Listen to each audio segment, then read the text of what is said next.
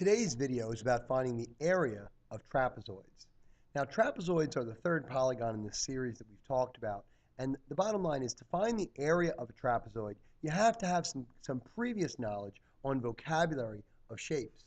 We learned previously that the base and the height of a figure always meet at a right angle. In this case, the height of this trapezoid I've labeled in red.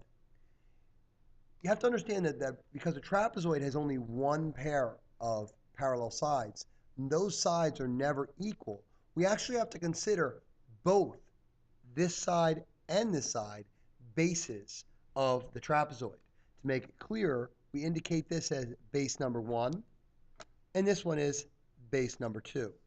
Now, honestly, it really doesn't matter. I can turn this around, call this one base 1 and this one base 2, or leave it like this and call this base 2 and this base 1.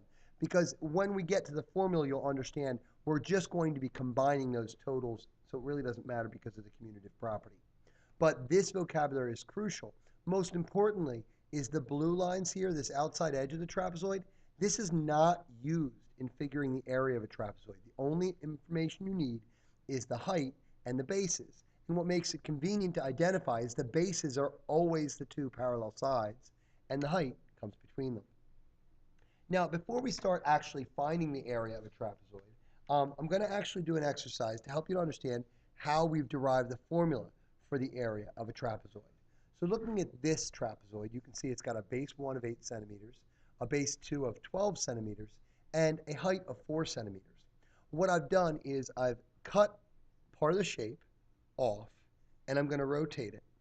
And then I'm going to reattach it right like that.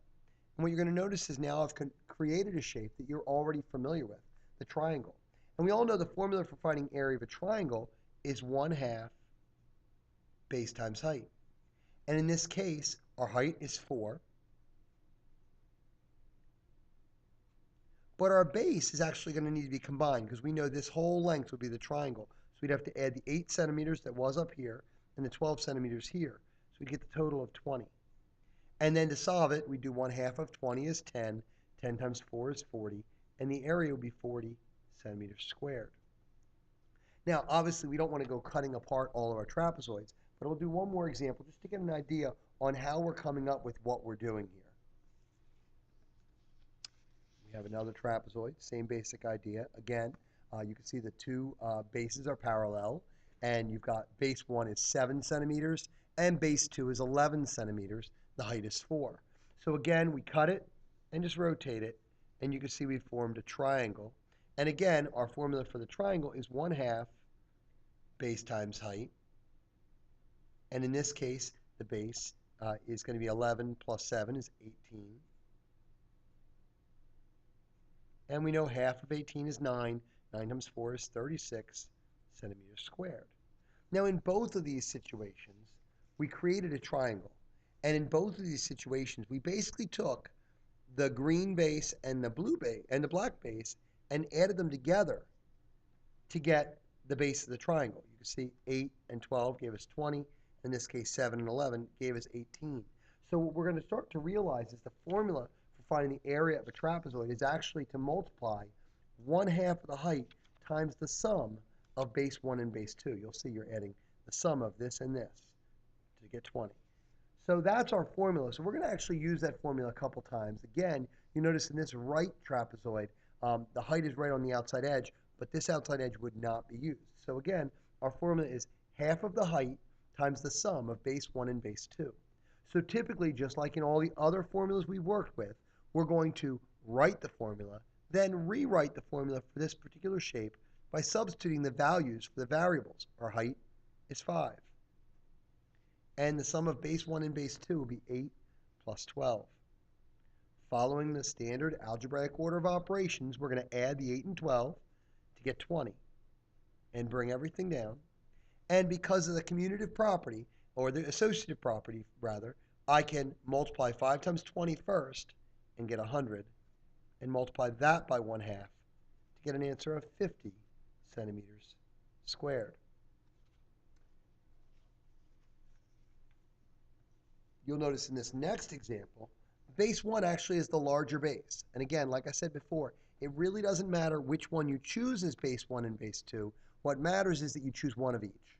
So again, our formula is 1/2 the height times the sum of base 1 and base 2. So we're going to now rewrite the formula, substituting our values. And so it's 5 is the height.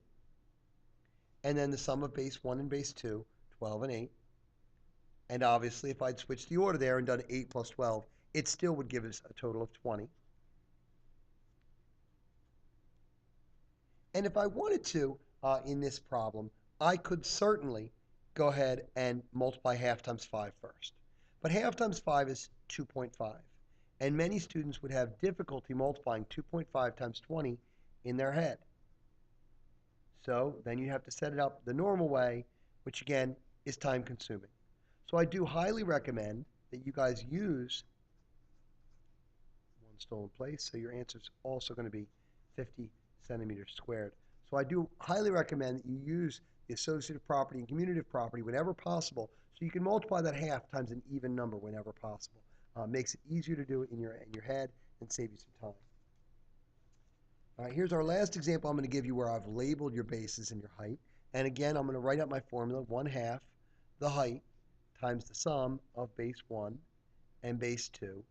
Really important that you recognize these are not powers here or exponents. We're going to go ahead and write those little 1 and little 2 as notation down here just to differentiate between the two variables. And when we substitute our height of 5 and then our sum of 5 and 7, we're going to go ahead and follow the order of operations. And again, just like before, I'm going to use my commutative property, switch the order of the 5 and the 12, and I'm going to do 1/2 times 12 times 5. So I can do half of 12 is 6.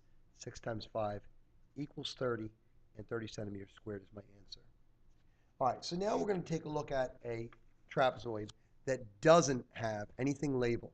And obviously the formula would still be the same, 1/2 the height times the sum of base 1 and base 2. Again, your bases are always going to be parallel to each other, so 5 and 11 are your bases. And your height is going to be there. And again, we want to follow the order of operations, add your 5 and your 11 to get 16. And again, you want to make sure you can do as much of this as possible in your head. Half of 8 we know is 4. 4 times 16 you should be able to do in your head and know it's 64 meters squared. In our last example, finding the area of a trapezoid, again, we're going to write our formula, 1/2 the height times the sum of base 1 and base 2. And again, we're going to write in and substitute all our values. And again, we're going to follow the algebraic order of operation. 6 and 12 is 18. And this time, instead of rewriting this in the order I like, I know I'm going to do half of 18, which is 9, and then do the 9 times 5, and I get my answer of 45 inches squared. So, again, to sum up, to find the area of a trapezoid, you always multiply half the height times the sum of base 1 and base 2. Thank you for sticking around till the end.